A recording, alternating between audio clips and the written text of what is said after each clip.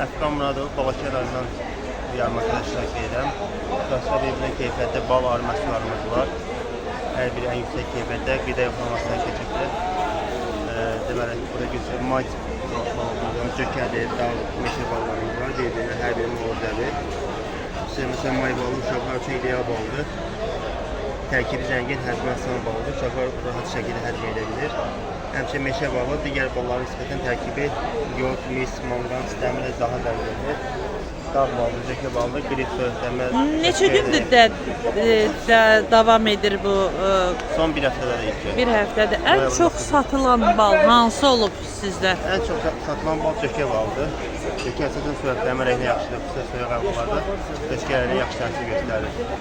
Zaten Azərbaycan cökə məhsullarında Balakən və Şar dağlardır. Yəni, bu da bizim ballarımız dərbidir.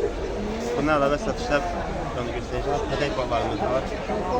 Bunlar dolab baldır. Sırf arının sıfırdan dozunu sıfırdığı gördüyü baldır. Bu isə pədək ballarımızdır və müalicəvi arı məhsullardır. Propolisdir, mədə bağırsağın dərmanıdır, admurdur, qaraciyədə, zob xəstəliyində, prostat xəstəliyində və mum güvəsi asma bronxit ağciyər xəstəliyində faydalıdır.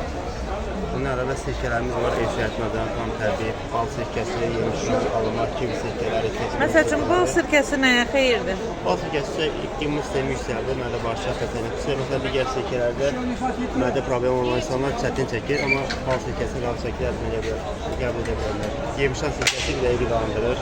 Alma sirkəsi metal sirkələrin şahıdır. Hər bir xəstəliyində. Kivi sirkəsi arxamasınlar üçün mükəmməl bir məhsuldur. Bu balın qaymağıdır, zabus. Pədək balın mühür hissəsidir.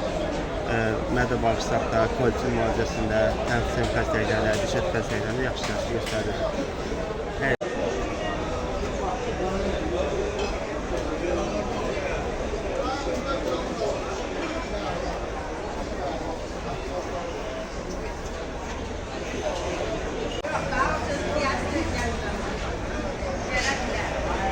Fermentləşmiş haldır.